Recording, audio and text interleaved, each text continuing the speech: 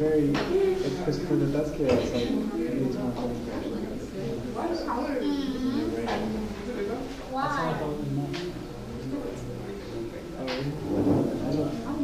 Because I want to focus.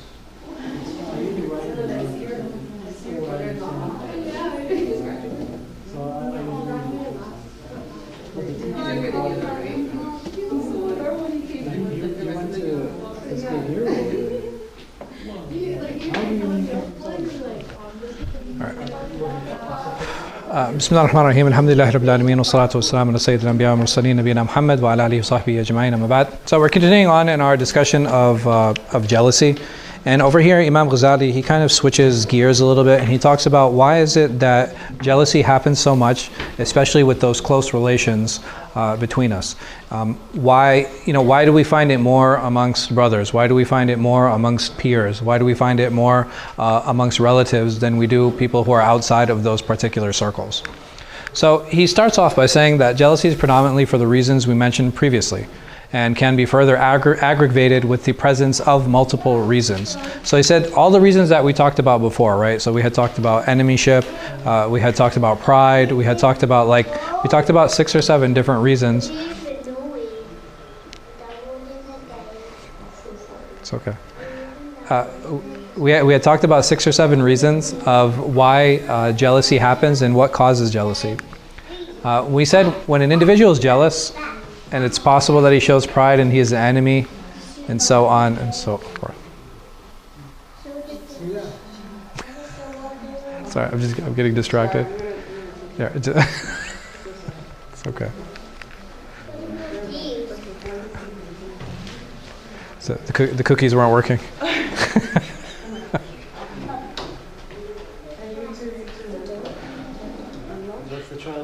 Huh? Yeah. I understand.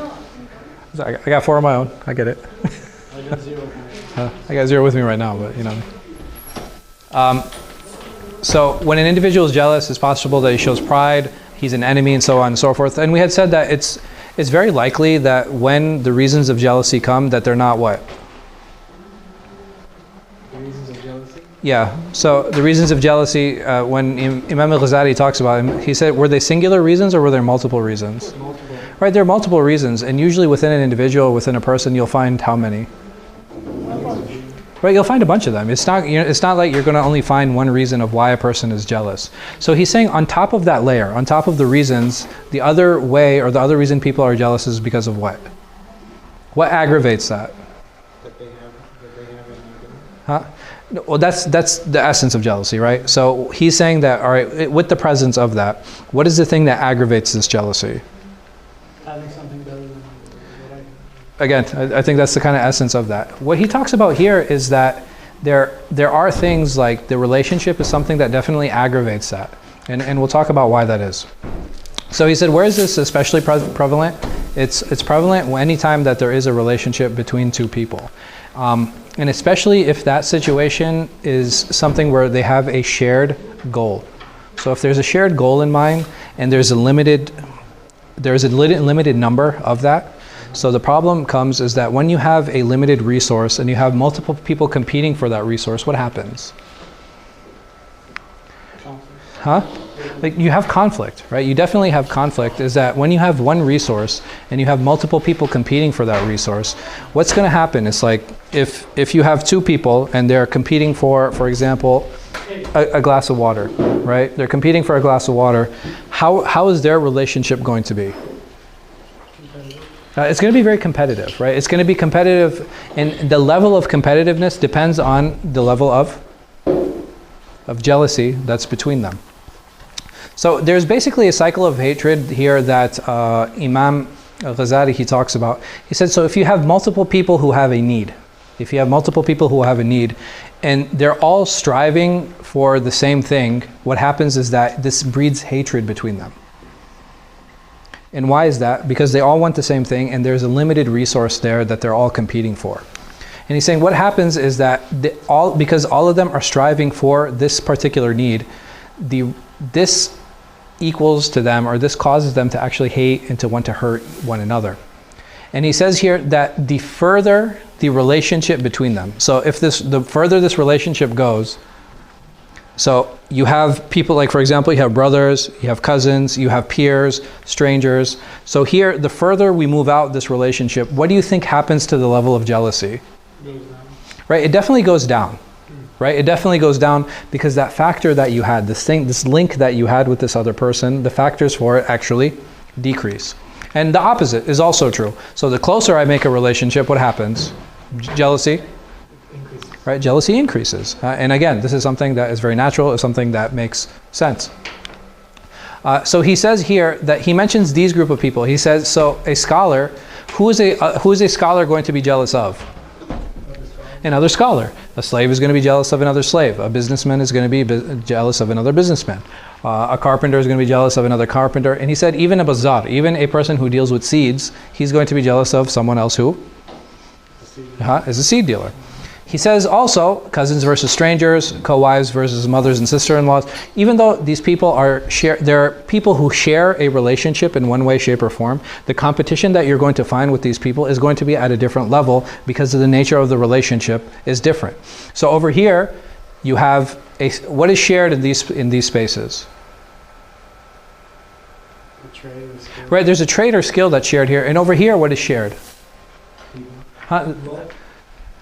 The relationship, right? There's a shared relationship there that they are competing over. So he said a seed dealer is not going to be jealous of a cobbler. You guys know what a cobbler is? A cobbler is basically somebody who fixes shoes. So he said that this seed dealer, he's not going to be jealous of this cobbler. Why? Right, they're not competing in the same space. Because remember we had talked about a resource? When people are competing for a resource, the seed dealer here and the cobbler here, they're not in competition with each other, but they're in competition with who? Right, other people who share that same trade with them. Even though both of them want what? Both of them want what? Customers, right? As a person who sells seeds or as a person who fixes shoes, essentially what are we both seeking? We're seeking business, but the space of business that we're seeking is so different that we don't feel threatened by the person who is in that other field. So he said, and this happens even more so with the proximity of the dealer. So he's adding another layer here. So for example, if I'm a cobbler, if I fix shoes, the one who fixes shoes next to me, and then there's another person who fixes shoes further down, who likely am I going to have the most difficult relationship with? Right, the one that's close to me, even though we're all offering what? We're all offering the same service. And the reason for that is, again, the proximity of that relationship, it aggravates a lot of these individual and different jealousies. So he said this also applies to characteristics. For example, somebody brave will be jealous versus somebody else who is also brave. Versus somebody who's brave being jealous of somebody who is a scholar. Why? Because the one who is brave, what is he trying to do? What is his goal? Not to show to fear. scare everyone. Huh? Not to show fear. All right, not to show fear, right? So because his goal is to be known to be brave, right? This is a characteristic that he wants people to know him to have. Yeah, and it's different than a scholar because his Why does is different than, no, I'm saying a brave person's jealousy towards another brave person is different than that towards a scholar person because he's not the same as the scholar person. He knows that I'm not the same as this guy. Agreed. It can be coward and live a lot. It's not required. Yeah, no, I mean, and the thing is, again, before we had talked about skills and we had talked about relationships, over here, what are we talking about? We're talking about characteristics, right? So characteristics are very different, and it's very possible that an individual has different characteristics. So scholars, their jealousy is going to be between one another. Why? Because these individuals, what does a scholar want to be known for? Does he want to be known for his bravery? Huh? Not necessarily. He wants to be known for his knowledge, right? So a public speaker, what does he want to be known for? For his charisma and for his oratory capability, right? This is something that's really important to him. So when you have people, or you have people who are competing in the same space, a lot of times that jealousy will be catered, or it'll be geared toward those people who share those values, or who share those characteristics with them. So they don't share the same goals. And because they don't share the same goals, you don't have that same level of animosity. You don't have that same level or that same type of jealousy. So essentially what happens, the source of this type of jealousy is this enemyship. Why? Because we're competing for the same goal, right? That goal can be to be known by knowledge, it could be known by my understanding, it could be known by my bravery, or whatever those characteristics might be. And again, we're talking about competing for a limited, what's the word I use? A limited resource. Right, there's a limited resource here. Whether I'm a public speaker or whatever, what is it that I am competing for? Right, so yes, I'm competing to be known as brave, but to who? Who are my customers? Bravery? My customers are the people, right? My customers are the people, and I want to be known to be that amongst the people. And when we're all competing for that same group of people, this is what happens, because that number of people, is it an infinite number of people? No, right? It's limited and finite. So those individuals who have similar goals, they're going to be affected with more than those who have goals that are further away from them. And again, this is something that's it's pretty clear and it's pretty natural. And this will increase, the closer the relationship, the closer the goal, the more that internal jealousy will take place. So this peaks in the one who seeks status. Why? The jealousy peaks in the one who seeks status. Yeah, so he's saying, he gave a number of examples, right? He talked about the cobbler, he talked about the person who sells seeds, he talked about the scholar, he talked about the one who is being brave. And now he's mentioning the person who seeks status. He said, no, this person will have the highest jealousy. Why? There's a lot of people who are seeking that. Because this has the highest demand, right? It's no longer niche, right? So when you're talking about status, this is the thing that has the highest demand. And how many people are seeking this? Right? Well, a lot of people, right? So almost everyone. Almost everyone is seeking this in some way, shape, or form. And he's going to be jealous of anyone and everyone who is in his path seeking it. So go ahead. Oh, no, I'm sorry. Yeah, go ahead. I may have missed it, but what Arabic word is Ghazāli using here? Ja. Okay. Ja. Yeah, same thing. So here, when you talk about those individuals who are seeking status, there's a number of them, right? It's not just a handful of people who are seeking this thing versus, because the difference between seeking status and being known for being a scholar, what skill set do I need to seek status? People. Huh? Influence. Right, I need influence. But the thing is, like, what skill do I need to influence others? Right, I need to be articulate, right? So articulate, social skills, the amount of effort that's required, like, so that space that we're talking about in seeking status, and you said that there's a few skill sets that I need, right? I need to be articulate, I need to be social, right? These are the skills that I need to have. What kind of preparation do I need to get to that point versus if I wanted to be known to be a scholar? It's quick. Right, it's quick, and you'll find, like, even today, a lot of people, like some of the most famous people, are they necessarily the most skilled ones? No, right? They're the most charismatic, maybe, or most. But again, these two things that we had talked about initially, right? Like they have the ability to either articulate or they have the ability to socialize and engage people, and that's natural, huh? Sorry to interrupt, but there are certain people who have skills or Sure. are skillful. Sure. But we're talking about the majority. Yeah. I mean, I don't have like a Iḥyā where I've done a study of, like, the breakdown of all these people. But because, do you have people who have skills who have become famous? Yeah, absolutely. And there's some people who are they're just naturally charismatic. They're naturally, well-born speakers. And not to say that people don't work for this or people don't make effort for it, but the cost of entry to seek fame and to seek status is lower than some of these other fields. But is it like maybe something wrong or harm with it to be famous for that matter, for not to have a skill?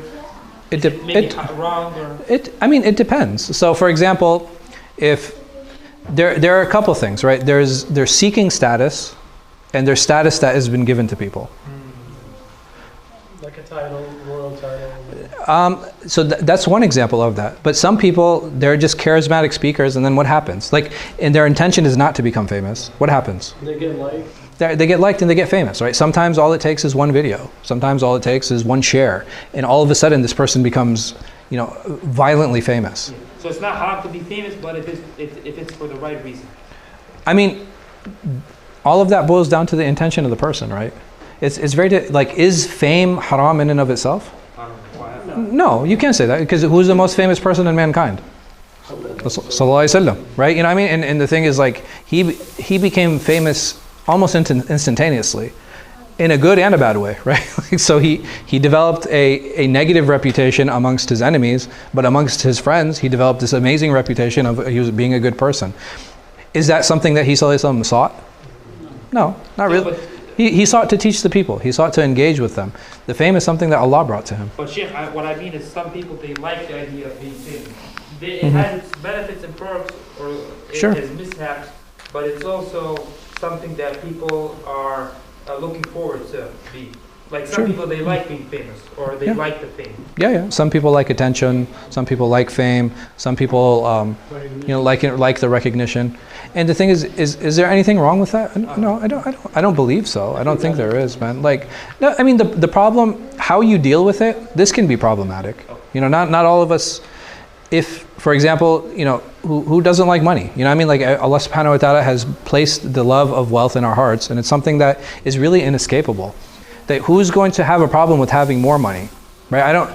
Even the situation that we're in, if somebody said, hey, would you like, would it be a bad thing if extra money, may Allah subhanahu wa ta'ala give us all more money? I mean, like, if you were in a situation where all of a sudden you came into more money, is that a bad thing? It can be when it's misused. If it's misused. And it's the same thing with fame. Fame is a tool, right? So fame is a tool, money is a tool, power is a tool.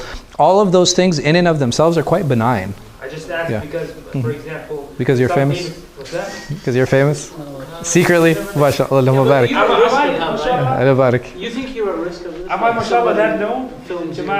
I'm sorry? Like if somebody films you at the... Our paparazzi, yeah. No, the Friday prayer. Do you think you're at risk just because of that? I mean, like an imam, there are certain positions that come with public territory, right? But it only takes one video. I agree. So the thing is, like, if being an imam, did anybody hold a gun to my head and say you have to be an imam? No, right? So the thing is, if you go into clergy, if you go into government, if you go into entertainment, automatically you're what? You're a public figure, right? You're a public figure. And when you're a public figure, it's very important to understand that there are certain rules and etiquettes that you have to maintain when you're in public. And not just that, if people walk up to you, if people recognize you, can I take that as something negative? It could be. I'm asking you. Well, as long as there's like no violence. Like, for example, you said something I'm talking about me. If somebody comes and approaches me and gives me salam, I have no idea who this person is. Yeah. Can I take that in a wrong way or in a bad way? Do I have the right? No. Here, let me put it this way. Do I have a right to do that? If there's no harm. I don't have a right to do that, right? Why? You chose to be. Because I chose to be in the position, right? And it's the same thing. So anybody who goes into government, anybody who goes into entertainment can include journalism or whatever the case might be. The moment a person puts themselves into the public sphere, they've automatically now allowed people into a portion of their lives, right? Does it give them a right to access to all of their life? No, it doesn't. You know what I mean? So there are certain things that a person who's public doesn't have to share, right? It's not necessary that he does that. But there is things that come with the territory. There are certain things, there are certain responsibilities that are definitely like there. Killed, for example, Malcolm X being killed. Allahu Akbar. Dang, you always got to go there, man. No, but Sheikh, I have to explain to you. For example, Malcolm X was killed for his fame, for being famous. Khalas. Jazakallah khair. What's that? So, he says being a public figure, it's good, but it has its downside. What is the root of all this? What is the root of all this? And he boils it down very simply, saying this is the love of the dunya. Right? It's the love of the dunya that actually causes a lot of this jealousy, that causes a lot of this competition, that causes a lot of these problems and causes a lot of these issues. Why is that? Because the world is limited. Remember how we talked about limited resources? And this is something, and this is one of the reasons why. There's only so much dunya. There's only so much dunya. Versus the next world. The next world is limitless. And this has a huge repercussion on jealousy and why and when it plays a role. So, for example, he gives the example of knowledge. And he says that knowing Allah, knowing His characteristics, knowing His angels, His prophets, all that He owns in the heavens and the earth, this is actually something that He is limitless and therefore cannot be envied. Versus seeking the world. And I'll expand on this. And Ghazāli, he expands on this a little bit too. So basically he's saying because now you're chasing a limitless resource, what happens? I can just ask anything. We're talking about between people. It's not about what I want, right? So now that I'm chasing this limitless resource, does it matter if other people are chasing after it too? No. Why? Because we can all, there's enough for everyone. Versus, he says the problem with the dunya is that what? It's limited. And if you have a number of people chasing after the same thing, you fear that what? Somebody's going to take it. And I'm going to miss on it. But when you talk about things that are limitless, like the akhirah, seeking Jannah, right? There's no limit to any of these things. Anybody can go to Jannah. Yeah, inshallah. Jazakallah khair. So, anybody can go to paradise. Trying to be funny or anything. Allah yabarak fik, akhi. Jazakallah khair. So, anybody can seek paradise. Anybody can seek paradise, and paradise is limitless versus this world. And once, in subhanAllah, there's an added layer that he puts here. He said that now that I'm seeking this limitless thing, and I know that this person seeks this limitless thing, what happens to our relationship? It grows stronger. Why? Because now you have somebody who's sharing the experience with you. And this is very different. This is very different from the attitude of what we talked about when a worldly thing, right? So when you have this limited worldly thing, and you know that this person's chasing after it, you automatically have that sense of competition. But when I'm chasing after things that are unlimited, when I'm chasing after those things that will bring me spirituality and make me a better person, I now have somebody who I can appreciate this seeking along with me. And subhanAllah, he actually gives some really nice examples. So he says here, one piece of information can be known by 1,000,000 scholars, right? The same piece of information. Like, does anybody here not know that sincerity is important in Islam? We all know that. Does it take away from any single one of us the fact that we know that? In the way that we appreciate it, does it diminish it in any way? Absolutely not. And that's the beauty of seeking something so limitless. And it doesn't decrease the moment somebody else shares it. Versus money. And he'll talk about this.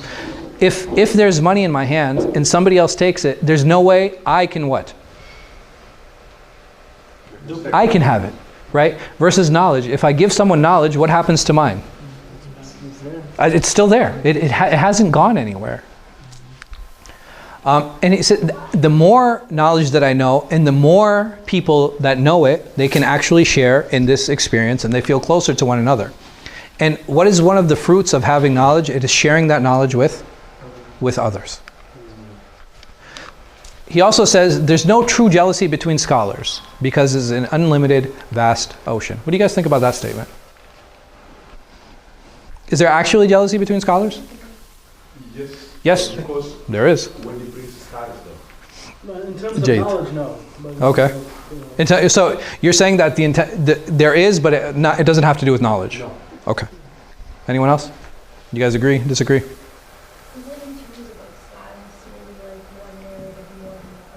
Okay. So you're saying that it's not knowledge, it has to be, it's something else. That's it. Okay. So if their goal is knowing Allah, then we agree 100%. Because we had already said that if the goal is knowing Allah, the knowledge of Allah is unlimited, and the moment that I know that this person is doing it, I'm going to appreciate, and it's going to help my relationship with that person. And the most beautiful goal is to what? To meet Allah subhanahu wa ta'ala. May Allah subhanahu wa ta'ala allow us to meet Him. Ameen. And He is without restriction or obstacle with those that meet Him not feeling congested regardless of number. And this is really, it's an amazing thing. And they only grow in their connection. Because even when we get to the last verse, man, it's really beautiful how he ties some of these things together. So, are there exceptions to scholarly jealousy? Just like you guys mentioned, right? And what are those two? If their intention is wealth or status. Because the intention is no longer what? It's no longer knowledge. And over here, they will be jealous. Because these are limited resources. And when you have limited resources, people will naturally fight over them.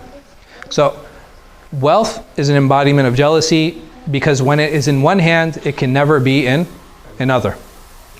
He says, versus knowledge. So over here, he says, status is ownership over the hearts of others. So again, when somebody is of status in my heart, then nobody else can replace that status. Again, a limited resource. And this is something that he's trying to stress time and time again. And all of these things, they lead to jealousy. As for loving Allah, if one's heart is filled with Allah subhanahu wa ta'ala's love. If one's heart is filled with Allah subhanahu wa ta'ala's love, it does not prevent anyone else's heart from being filled with His love. Azza wa Jal. May Allah subhanahu wa ta'ala fill our hearts with His love. Ameen. So, some of the differences between knowledge and wealth. He says wealth in the hand will be absent the moment it reaches another, versus knowledge. So knowledge of the heart of the scholar is established, and it is possible to be in the heart of another without ever having to leave his. He also says, wealth has a size and status and is limited. Once he owns everything that is possible to own, there's nothing beyond it. He also says, knowledge also, it has no limit. It's impossible to encompass. And the one who busies himself with Allah's greatness and the extent of his ownership of the heavens and earth becomes more beloved to him than any blessing. Right? He starts reprioritizing. The moment he starts seeking these things, he starts reprioritizing, and he puts the akhirah, and he puts all of these limitless things as his major goal. And what happens to the importance of the dunya? Right? It decreases and decreases and decreases. So, to the point where there's no barrier or obstacle in reaching that which removes jealousy toward anyone, because the moment another reaches a similar station, his love and drive will not decrease in any way, shape, or form. These things, going and seeking Allah subhanahu wa ta'ala, there are no barriers to it. There are no obstacles to it. It is accessible to everyone, and there is enough, more than enough for everyone, because it is something that is limitless. And when others go and they seek that same path, it is only something that can be appreciated and makes people feel closer to one another. So the loving and feeling of companionship. So over here, subhanAllah, he actually mentions this parable that Allah subhanahu wa ta'ala, he talks about it, and I'll share the ayah shortly, where the people of paradise, you know one of the things that they really enjoy doing? Spending time with each other. Versus enjoying what? All of the lavishes of paradise. Why is that? So is that together? Because they have unlimited time. So why not enjoy it with, like, you know, horse riding or archery or swimming? So is that telling that we should do it here as well? Wait, Sheikh, because Jannah is forever, that's what I'm saying. So why would I spend time with someone? Why wouldn't I go do my own thing? Because There's no shaitan is in between, like there's no confliction. MashaAllah. There's no jealousy. Right? There's no jealousy. And not just that, we've both been seeking what? Allah's, like Allah is like to see Allah subhanahu wa ta'ala and to be with Him Azza wa Jal. And now that I have somebody who's experienced that and can appreciate that, what's going to happen to that relationship? no more jealousy. Right? You're going to want that relationship even more. You're going to want to explore that even further. It's so much better than eating a nice steak. It's so much, not to say that those things aren't nice, but me wanting to engage with this person is more fulfilling than me instead of enjoying the fruits and the beauty and the luxury of paradise. So we don't enjoy it in dunya because there is jealousy, there are things that separate us. So the idea is to remove jealousy, right? Yeah. So if jealousy is removed, we can enjoy these things. Of course. Yeah. I mean, there are relationships that we build in this world because the thing is, if you have someone who's striving to remove jealousy, and I have someone else who's striving to remove jealousy, and there's someone else striving to remove jealousy, how much more can we appreciate each other's journey? Right? You can appreciate each other's, and what's going to happen? We're actually going to be encouraging, right? Because we enjoy seeking that, and not just that. Like even as Muslims, what is one of the things that we want for other people? What do we want for non-Muslims? We want them to become Muslim. Why? Because we want them to go to Jannah. Inshallah, for sure, that's definitely part of it. But what else? Right? It's like there's a beauty in it that we want other people to experience too. And is there a limit to that beauty? Absolutely not. Like we want them to take part in that limitlessness. Like that's the beauty that's there, and we want them to share that experience with us. So eating and benefiting from the fruits of this knowledge that they never know is ending, nor will they ever be removed. Again, and this is something that they love this experience, and they love that they can share it with someone. Like one of the most beautiful things, like even Allah subhanahu wa ta'ala, when He commands marriage and people coming together, so why is one of the reasons for that? So that you can actually share your experience with someone else. Right? That's part of it. Like marriage, friendship, peers, you know what I mean? Like all of these colleagues. Why do we have all of these relationships? Because we want to share these experiences with others. As humans, we are very social. Even the most introverted person still has what? Friends. They still have friends, right? You might not be as many as somebody who's extroverted, but they'll still have those one or two friends.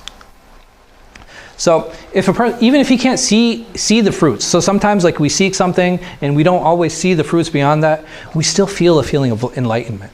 We still feel better about ourselves, and we still enjoy the path and the journey that we're on. But if you guys get a chance to like read this section, man, like this section in particular, toward the end, it's really beautiful. It's really beautiful. How he talks about this, how he talks about this uplifting feeling, how he talks about seeking this thing that is limitless, talking about seeking Allah subhanahu wa ta'ala's love, standing in front of Him Azza wa Jal, having the experience just to be near Allah subhanahu wa ta'ala. And may Allah subhanahu wa ta'ala yarzuqna, and His being near Him. Ameen. So regardless of the number of those who know Allah subhanahu wa ta'ala, regardless of the number of the arifin, he says it doesn't diminish anything. Because this idea of being close to Allah subhanahu wa ta'ala, we know that it is something that's limitless, and it doesn't matter how many people we are. And the more people that there are, the more we can appreciate each other when we deal with that. And he closes, one of the verses he mentions here is وَنَزَعْنَا فِي صُدُورِهِمْ مِنْ غِلٍّ إِخْوَانًا عَلَى سُرُرٍ مُتَّقَابِلِينَ. And we shall remove any bitterness from their hearts. They will be like brothers sitting on couches face to face.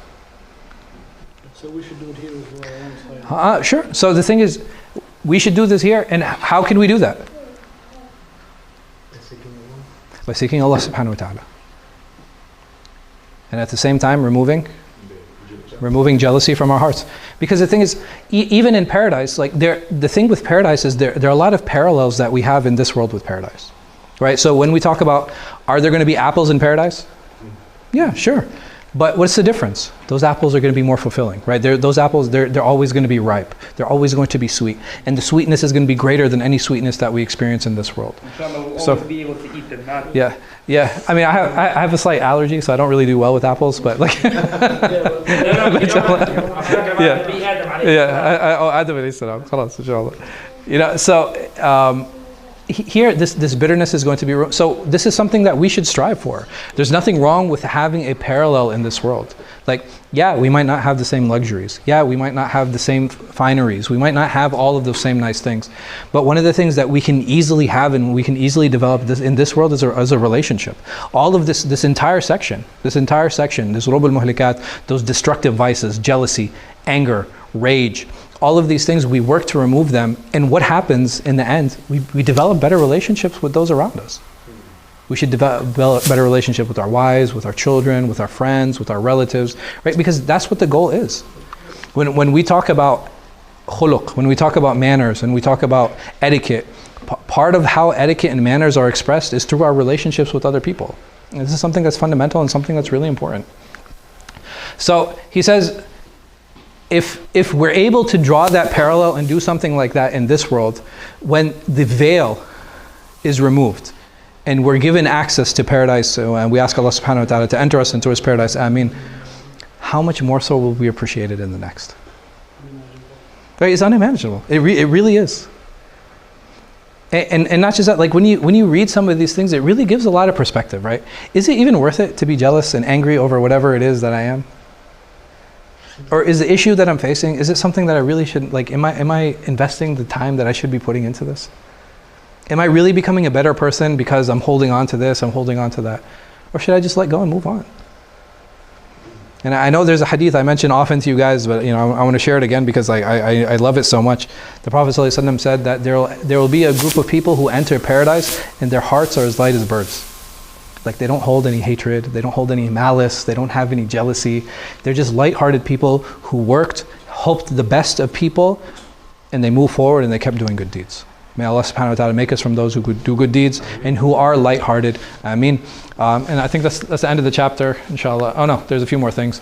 So basically, he said if we want to go to paradise, we need to act like the people of paradise. And he said, the people of paradise, what are they seeking? They're seeking this unlimited blessing. And those individuals who are seeking that unlimited blessing, it will cancel out their jealousy. And that, whether that be in this world or seeking the next. Because I'm seeking this world and what am I seeking in this world? Those things that are unlimited. I'm seeking Allah subhanahu wa ta'ala's love. I'm seeking knowledge of Him. I'm seeking to draw near to Him. And because these things are unlimited, this will help cancel out that jealousy. And as long as I'm seeking this thing that I'm limited, I will be successful. Otherwise, what happens? Jealousy. And what is the problem with jealousy? That this is not from the actions of who? Of the people of paradise. And shaitan puts a stamp on that individual's heart. And Allah subhanahu wa ta'ala protect us. So, and it is something that we really should introspect about on our intention.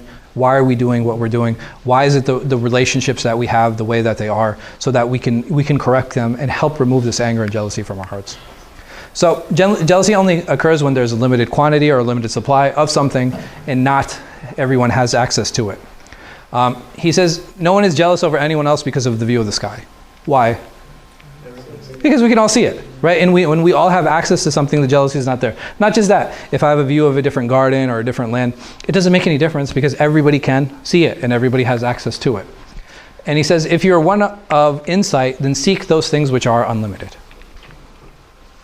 Those things that are fulfilling and beautiful in and of themselves. And this can't be found except in knowing Allah subhanahu wa ta'ala. Ultimately, very simply. His characteristics, His actions, the depths of His creation in the heavens and the earth, developing that appreciation, because even if I appreciate something X amount today, I can appreciate it X amount more tomorrow, and there is no end to that. And you'll not attain the next world except through it. There's no way I can get to Jannah except through knowledge. There's no way I can get to Jannah except through loving Allah subhanahu wa ta'ala. There's no way I can get to Jannah except through loving the Prophet Muhammad sallallahu alayhi wa sallam. What if I don't want to know Allah? He says you're excused. He says you're excused. Anta ma'dhur. So he says just like an impotent man can't seek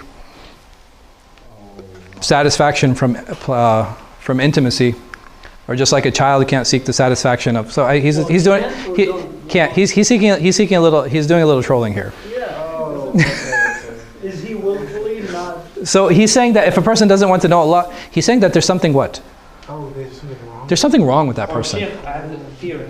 What if it's yes? Okay. I don't know. It kind of sounds like it. No, because a child can't seek the pleasure of owning until he grows up. That's what I'm saying. Okay, so over here, I mean, maybe I don't want to know Allah yet. Maybe later I would want to know Allah. That's what I'm trying to say. Mumkin. So over here, when we say, if I don't want to know Allah subhanahu wa ta'ala, he's saying that essentially that there's a shortcoming in that individual. Mm-hmm. Or there's something wrong with that person. So that's why they're excused. Right, yeah, exactly. He's excused because it's why. Essentially, what is he telling us?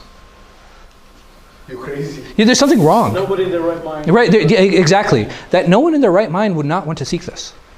It's not possible. And if a person doesn't want it, there's something else. There's a bigger problem that this person is facing. There's a bigger issue that this person has. And it's something that is extremely problematic that needs to be dealt with. May Allah subhanahu wa ta'ala protect us.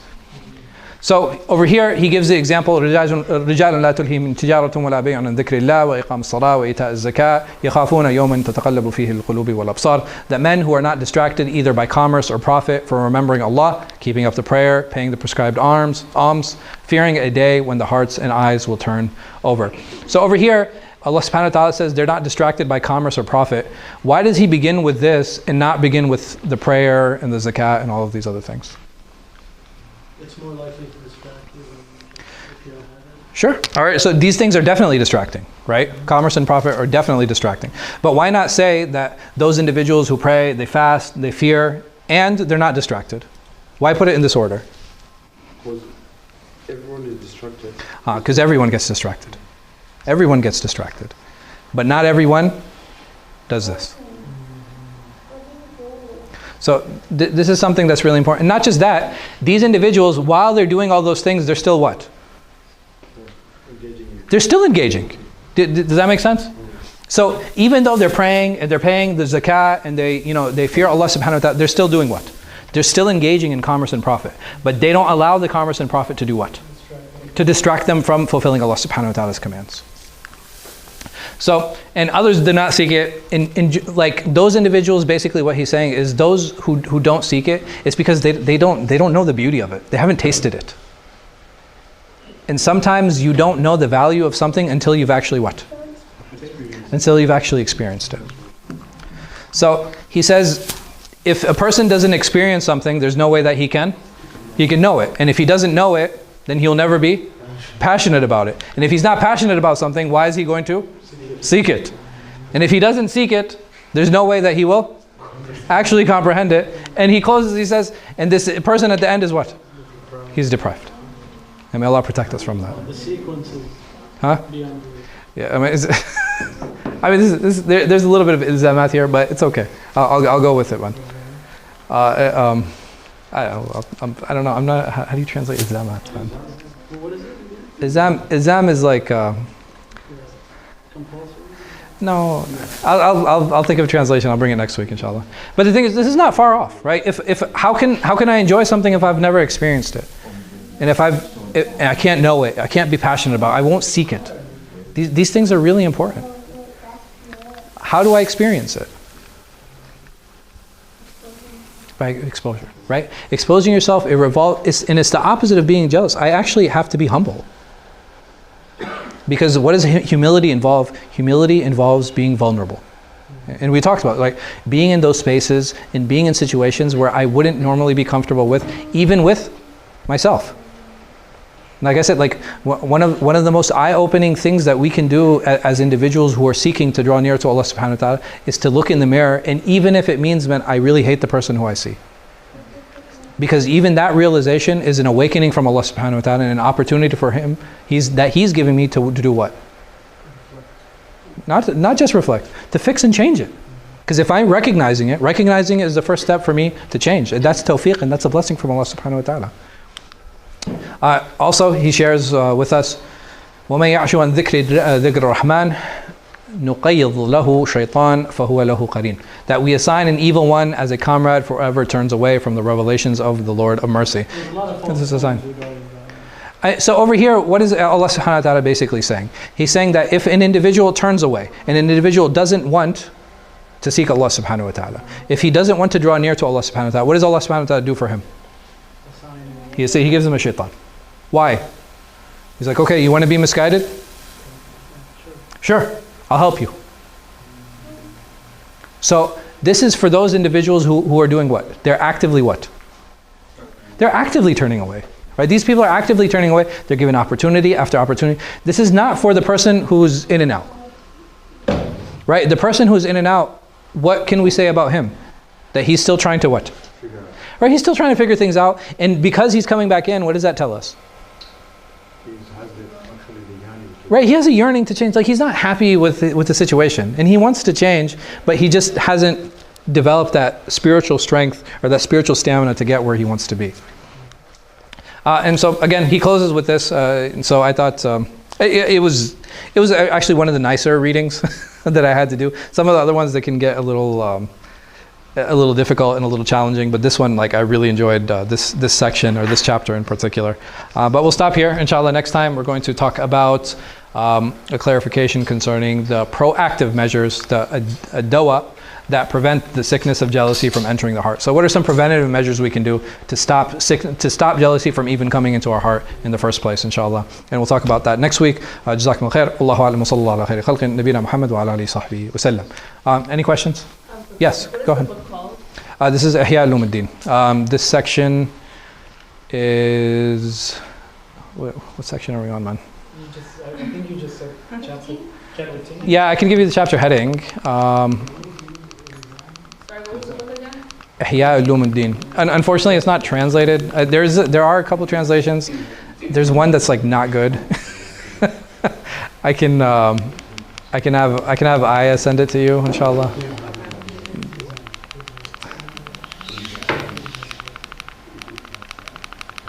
Okay, I'm sure there's an easier way to do this.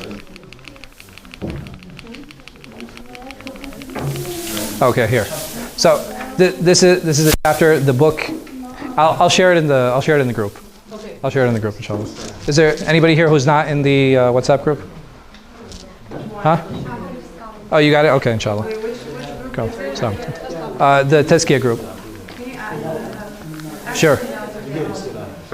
Just reach out to Iḥyā. Reach out to Iḥyā, or if anybody's in the group, if you guys can just share the link with whoever doesn't have it, inshallah. And if you guys have any questions, Iḥyā usually sends them to me, and I can respond and I can share the links, inshallah. Anything else? I apologize. Thank you. Understand. I have children. I understand. Allah make it easy.